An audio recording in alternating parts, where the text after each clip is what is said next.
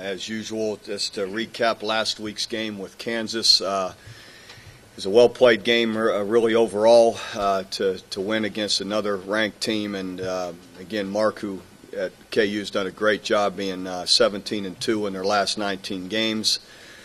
So just thought overall, offensively, I thought we were incredibly efficient, obviously, with the numbers we put up, and rushing and throwing. Sam Bradford, again, was incredible with 467 yards passing, 3 TDs, no interceptions. As a catalyst for all of that, but I thought, too, we were more effective running the football, opened up maybe even some more passing lanes, and allowed us to move the football running. Some guys that were players of the game offensively, Phil Lodeholt, John Cooper had great games up front. And, Sam Bradford and Joaquin Iglesias. Joaquin had another exciting day and really had a chance, catches to one ball in the second half over the middle and coming from our south end zone, had a chance to maybe break Manny's record that he just got a couple weeks ago. But anyway, still had great games and again, highly effective, both run and pass. Defensively, I thought a little inconsistent overall. Gave up some big plays that we haven't done all year. But the encouraging part that was exciting was the fact that the first 7 possessions of the second half, we forced six punts of the 7 possessions to help get us, with the offense to separate ourselves, get a good strong lead, and for the most part, play like we like to play. Again, we just gave up a couple of big plays that really spoiled it a little bit, but that hasn't been a consistent thing for us, and I believe just looking at it, there's some plays that we could stop, just with some technical, just improving technically in a few areas and mentally in a few areas, but and that's what we'll work on. So again, overall it was a solid win and gives us another opportunity now this week to go to Manhattan, Kansas, playing Kansas State, and again, always when you go up there, can be a difficult, environment to compete in. Ron Prince and his guys there are doing a good job, and you got usual seems like the same story every week. An excellent quarterback, guy that really throws the ball well. He's got great feet. A big guy that has got a huge arm. He's got some speedy receivers. So it'll be another challenge, like we're used to every week, and but an exciting one at that. So we're just looking forward to the challenge of it. Bob, when you addressed this distinguished group a week ago, you were a tad deceptive. You didn't tell us about Nick Harris as a candidate, but you players spilled their guts. Let me tell you, they were telling everybody. So how did he play? And is he staying there? He did well, but there's some things I thought just with the overall fit in the run game that we could have been better at, that I think we will get better at. And Nick will work in there some, but the other guys we have felt are further along, are having just in yesterday's practice and finishing last week are coming along in a better way where we're starting to get more confidence in them. So we'll see some of those other guys as well. So again, that's something that we're working towards. Austin Box and yes, and Mike Balogan as well.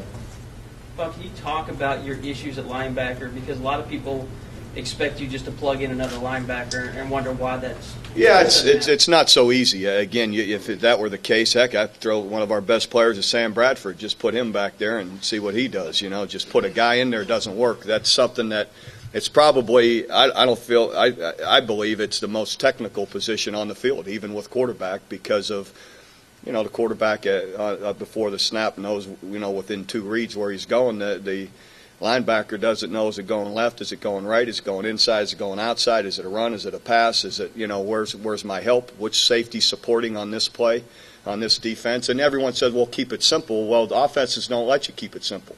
They shift tight ends around, they shift fullbacks around to get leverage, to get positioning, and so it's complicated. And so to stick a guy in there doesn't work. Yeah, if he doesn't know where he's going, I always say you stick a fast. Well, put a fast guy in there. Well, if he's going fast the wrong way, he's further away than the guy that was slow and knew where he was going. So anyway, so it's complicated, and that's where I said, like early in the year when we were playing Tennessee Chattanooga, there were no seams in there, and I don't care if you're in the wrong position, there's going to be a seam, and at times we're in the wrong position the other day. So there's more attention, and we're working it, and having another week's work.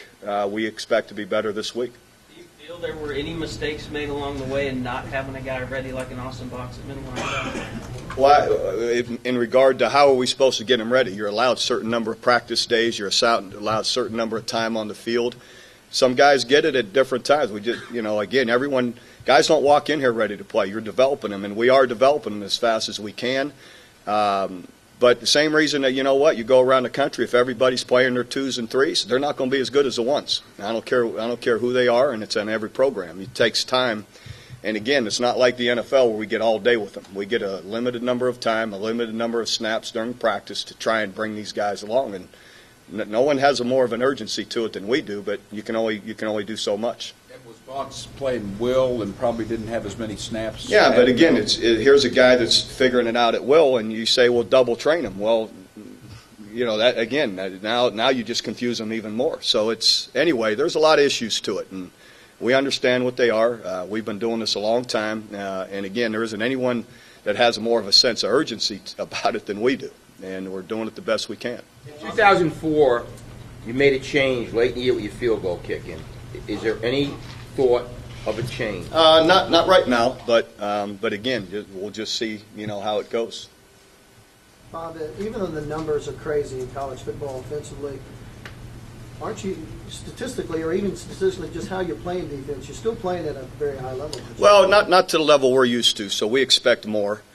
But if you look at us compared to everybody else in the league, we're probably still up there at the top in about everything. But we want more. We don't expect to give up a big play in the ways we gave them up. That's going to happen sometime. A guy outfights you for a ball, but there was a couple instances the other day that we haven't done that all year. So, but that's why I'm not alarmed at it. I know what we can do, and so anyway, overall, some of it's been really good. Some of it, needed to be a little bit better at times, at least our standards. And I understand some numbers are going to be skewed this year. The way as fast as we're snapping the ball, as quick as we're scoring, the other team is going to have more opportunities. So that is going to change things a little bit from what we're used to. We used to have 8-minute drives that eat up the whole third quarter, and they get one possession in the third quarter, and that kind of thing isn't happening as much, and that's okay as long as we're scoring and have been as productive as we have. But I'm aware that things are a little bit different that way, and I'm willing to some degree to work with it that way. Are your yardage goals maybe defensively a little different in today's age than a few years ago? Yeah, that's fair to say. Again, for a number of reasons, but again, to some degree they are. But we're not just gonna relent to it. We're gonna make sure that we keep pushing to improve it and limit it as much as we can. It just may sound like a silly question, but why that 4-hour game? Why was it so long? What? All the passing, and all the is a big reason for it. Coach, Josh Freeman, how does he compare with some of the other running quarterbacks, Robert Griffin, Colt McCoy? Well, I don't know. Josh certainly can run, but that isn't something that I don't see that being as much of an emphasis for them. Because he has such a great arm, and they have precision in how they throw the football. They're looking to throw the football more than they are to run him. They run him in some situations, and he's a big guy that has good speed.